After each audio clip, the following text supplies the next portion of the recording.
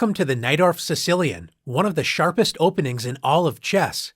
How do we reach the nejdorf? After e4, white grabs space in the center and opens up lines for development. Instead of playing the symmetrical e5, black immediately imbalances the position with c5. This move, which controls the central square d4, is known as the Sicilian defense. When grandmasters want to play for a win, many choose a sharp Sicilian defense. White continues with knight f3, developing a piece and preparing the central pawn thrust d4. Black responds with d6, controlling the e5 square and opening up the light-squared bishop.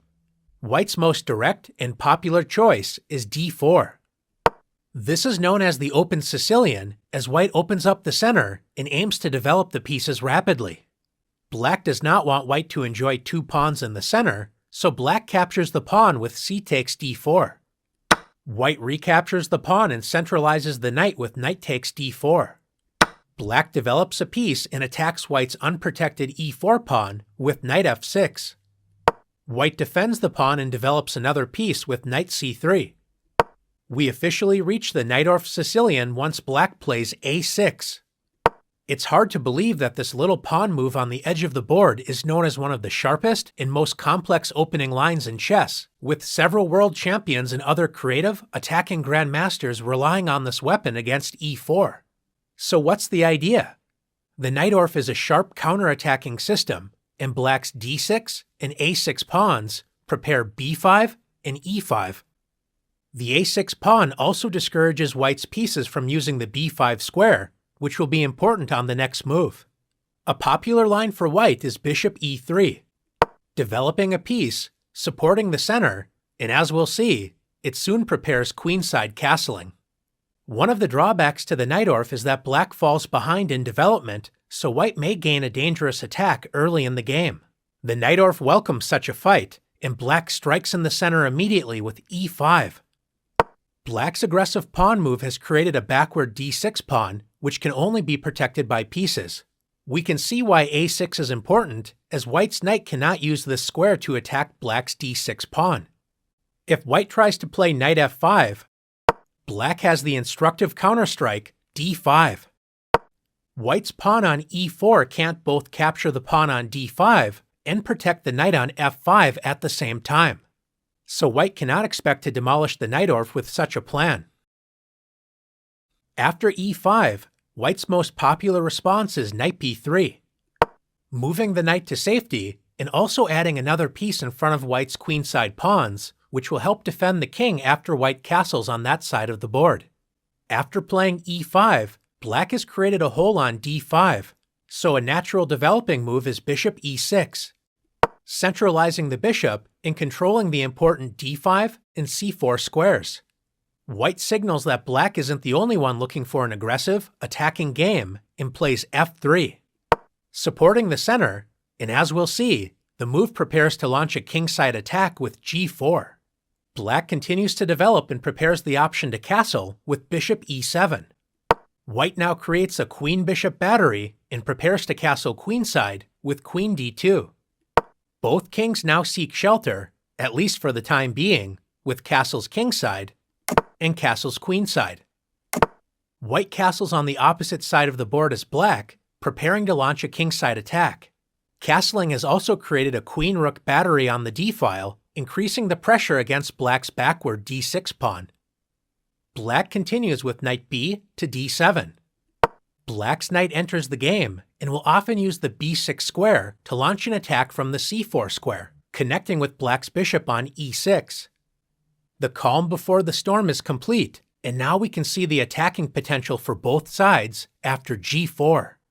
White's setup, known as the English attack, unleashes a pawn storm on the kingside, preparing to attack black's knight on f6, and eventually opening up lines against the enemy king.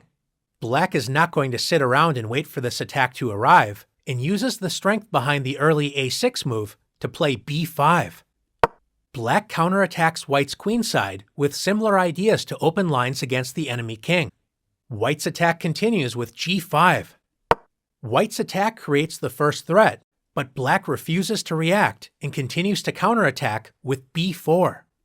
If white captures the knight, notice b takes c3 regains the material and threatens to capture white's queen with check, so white's attacking chances are less promising.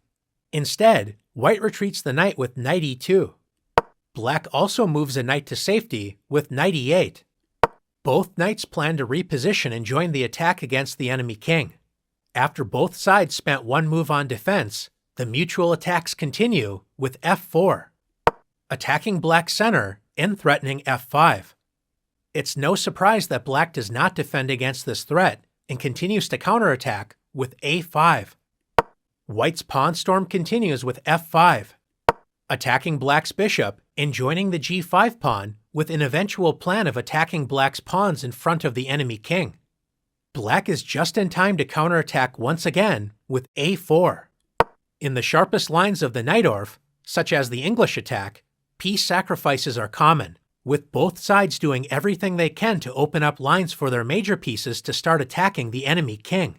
White and black will both have reasonable chances to succeed in this razor-sharp opening. Beneath the surface, which is filled with exciting attacks and tactical fireworks, there is a fundamental pawn structure that helps us understand the key ideas in the nejdorf Sicilian.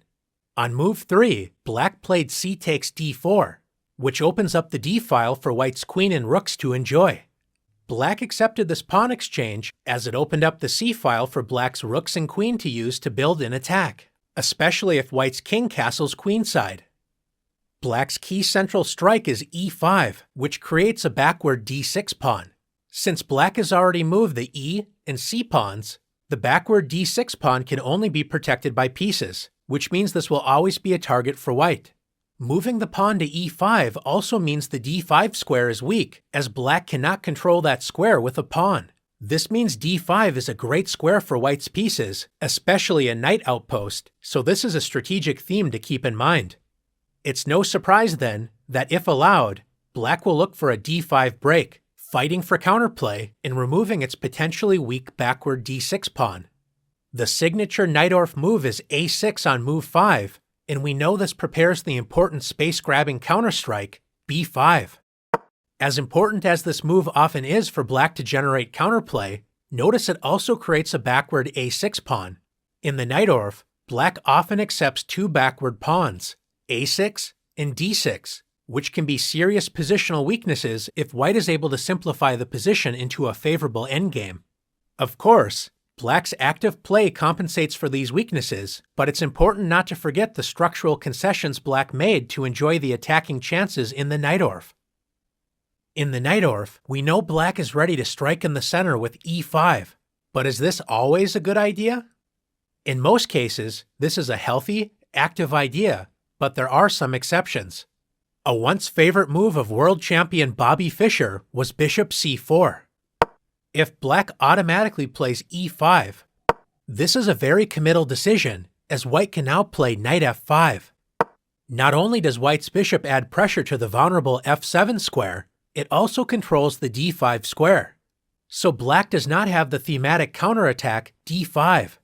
White's pieces are well positioned to dominate the central light squares.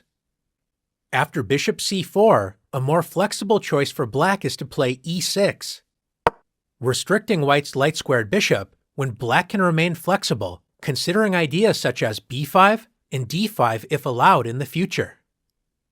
Since black is behind in development with these early pawn moves, white can also play the ambitious bishop g5. Once again, black should not rush to play e5. White can now take advantage of the hole created on d5 by first eliminating its key defender with bishop takes f6.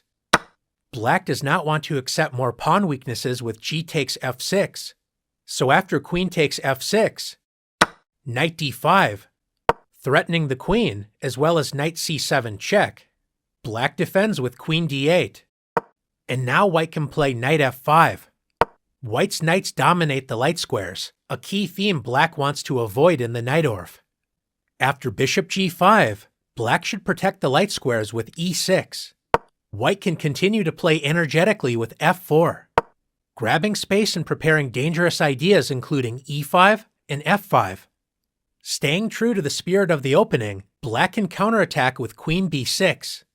White can defend the threatened b2 pawn with knight b3, but can also offer a pawn sacrifice with queen d2. White offers black the chance to enter the so-called poison pawn variation after queen takes b2. Black is happy to win a pawn and compromise white's queenside structure, creating two isolated pawns. On the other hand, white is happy to sacrifice a pawn, gaining a huge lead in development with positive attacking chances. If you enjoy razor-sharp, uncompromising chess, the Nejdorf Sicilian, from either side of the board, may be the opening for you.